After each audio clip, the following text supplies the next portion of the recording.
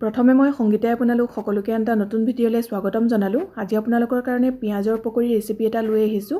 এই ৰেচিপিটো বনাবলৈ একেবাৰে সহজ, ঘৰতে থকা কেইটামান সামগ্ৰীয়ে আপোনালোকে অতি কম সময়তে বনাই খাব পাৰিব। লগতে আছে এটা চাটনি ৰেচিপি। আশা কৰিছোঁ ৰেচিপি দুটা আপোনালোকে ভাল পাব। আহকচোন তেতিয়াহ'লে বেছি দেৰি নকৰোঁ, ভিডিঅ'টোৰ মাজলৈ আমি আগবাঢ়োঁ। পিয়াজি পকৰি বনাবৰ কাৰণে ইয়াত মই 3টা মিডিয়াম সাইজৰ পিয়াজ এনেদৰে দীঘলে দীঘলে পাতলকৈ কাটি লৈছোঁ। পিয়াজৰ পৰিমাণটো আপোনালোকে পকৰি যিমান বনাব বিচাৰে সেইটো হিচাপত লৈ ল'ব। এতিয়া ইয়াতে যোগ কৰিছোঁ সোৱাদ অনুসৰি নিমখ। ইয়াত মই সৰু চামুচেৰে আধা চামুচমান নিমখ দিছোঁ। লগতে দিছোঁ সৰু চামুচেৰে আধা চামুচ হালধিৰ গুড়ি, আধা চামুচ জিৰা গুড়ি, লগতে আধা চামুচ ধনিয়া গুড়ি আৰু অকণমান জলকীয়া গুড়ি দিছোঁ। জলকীয়া গুড়িৰ পৰিমাণটো আপোনালোকে নিজৰ জোখত দিব। অকণমান আদা এনেদৰে ৰুকি দিছোঁ বা খুন্দিও দিব পাৰে। লগতে পকৰিকেইটা ক্ৰিস্পি হ'বৰ কাৰণে ইয়াত ডাঙৰ চামুচেৰে এচামুচ পিঠাগুড়ি যোগ কৰি দিছোঁ। যদি পিঠাগুড়ি নাথাকে তেতিয়াহ'লে ইয়াৰ ঠাইত কৰ্ণফ্ল'ৰ দিব পাৰে। আৰু লগতে লৈছোঁ এয়া বেচন। বেচন ইয়াত প্ৰায় ডাঙৰ চামুচেৰে 4-5 চামুচমান আছে। এতিয়া মই প্ৰথমতে 2 চামুচ দি পেলাই সানি চাই ল'ম, আৰু পিছত যদি প্ৰয়োজন হয় আৰু অলপ যোগ কৰি দিম।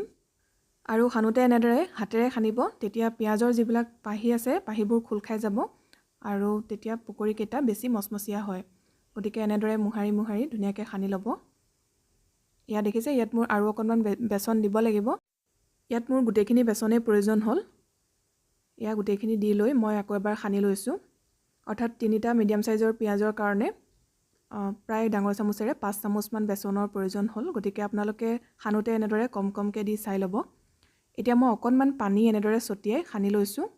পানী বহুত বেছিও দিব নালাগিব, মন কৰিব, কাৰণ যদি বহুত বেছি পনীয়া কৰি পেলাই তেতিয়াহ'লে পকৰিকেইটা বেছি মচমচীয়া নহ'ব। সেইবাবে এনেদৰে অকণমান ছটিয়াই সানি ল'ব, যাতে বেচনখিনি পিঁয়াজৰ গাত ধুনীয়াকৈ লাগি ধৰে। ইয়াৰ মিশ্ৰণটো পকৰি বনাবৰ কাৰণে জোখত হৈছে। এয়া চাওক, এনেধৰণৰ হ'ব লাগে। এইদৰে বান্ধ খাব লাগে। ইয়াতকৈ বেছি ঢিলা নাইবা ইয়াতকৈ বেছি শুকানকৈ নাৰাখিব, এইটো জোখতে ৰাখিব। ইয়াত মই এতিয়া এটা কেঁচা জলকীয়া মিহিকৈ কাটি দি দিছোঁ। যদি জ্বলা কম খায় তেতিয়াহ'লে কেঁচা জলকীয়াটো স্কিপ কৰিব। আৰু গোটেইখিনি এবাৰ মিলাই লৈছোঁ। ইয়াত আপোনালোকে ধনিয়া পাত থাকিলে ধনিয়া পাত অলপ মিহিকৈ কাটি পেলাইও দিব পাৰে। এতিয়া আহক আমি পকৰিখিনি ভাজি লওঁ। পকৰিখিনি ভাজিবৰ কাৰণে এয়া মই কেৰাহীত অলপ সৰহকৈ ৰিফাইন তেল গৰম হ'বলৈ দি থৈছোঁ। তেলখিনি যেতিয়া ভালদৰে গৰম হ'ল তেতিয়া এনেদৰে অলপ অলপকৈ মিশ্ৰণ লৈ তেলত দি যাব। ইয়াত বেছি লাড়ু কৰি কৰি দিব নালাগে, এনেদৰে দি যাব।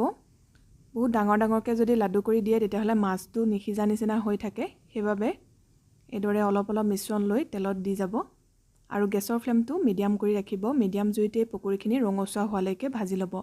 খুব কম সময়তে হৈ যায়, যিহেতু পিঁয়াজ সেইকাৰণে সোনকালেই ৰঙচুৱা হৈ আহে আৰু ধুনীয়াকৈ সিজিও যায়। বহুত বেছি সময় নালাগে। এয়া দেখিছে, প্ৰথমতে দিয়াটো ৰঙচুৱা হৈ আহিলে। এতিয়া মই কাঢ়ি ৰাখিম। এনেদৰে মিডিয়াম জুইতে পকৰিখিনি ৰঙচুৱা হোৱালৈকে ভাজি ল'ব। একে পদ্ধতিৰে মই গোটেইখিনি পকৰি ভাজি ল'ম। আৰু পকৰিৰ লগত খাবৰ কাৰণে আহক এতিয়া এটা একেবাৰে সহজ চাটনি ৰেচিপি চাই লওঁ। গ্ৰীণ চাটনিবিধ বনাবৰ কাৰণে ইয়াত মই লৈছোঁ অকণমান আদা এনেদৰে সৰুকৈ কাটি লৈছোঁ, 4 ফুটা নহৰু, 3-4টামান কেঁচা জলকীয়া। জলকীয়া আপোনালোকে নিজৰ জোখত ল'ব। লগতে লৈছোঁ অলপ পদিনাৰ পাত। এতিয়া এইখিনি আমি ভালদৰে পিচি ল'ম। পিচিবৰ কাৰণে মই মিক্সি বাতি এটা লৈছোঁ আৰু তালৈ গোটেইখিনি দি লৈছোঁ। এয়া পদিনা, জলকীয়া, আদা, নহৰু গোটেইখিনি দি ল'লোঁ। লগতে ডাঙৰ চামুচেৰে এচামুচ নেমু ৰস দিছোঁ। নেমু ৰস নাথাকিলে অন্য টেঙাও আপোনালোকে দিব পাৰে।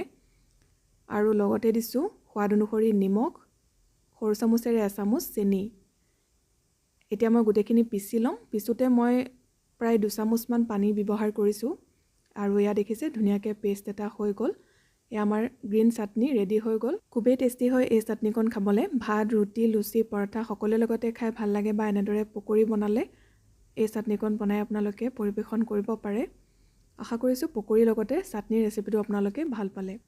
এতিয়া মই প্লেট এখনলৈ পকৰিখিনি উলিয়াই লৈছোঁ, লগতে অকণমান গ্ৰীণ চাটনিৰ লগত পৰিৱেশন কৰিছোঁ। খুবেই ভাল হয় এই পকৰিবিধ খাবলৈ। নিশ্চয় এবাৰ বনাই খাই চাব আৰু কেনে পালে কমেণ্ট কৰি জনাব। যদি ভিডিঅ'টো চাই ভাল পালে তেতিয়াহ'লে ভিডিঅ'টোত লাইক কৰিব, লগতে শ্বেয়াৰ কৰি দিব। যিসকলে চেনেলটো এতিয়ালৈকে ছাবস্ক্ৰাইব কৰা নাই, ছাবস্ক্ৰাইব কৰি ল'ব।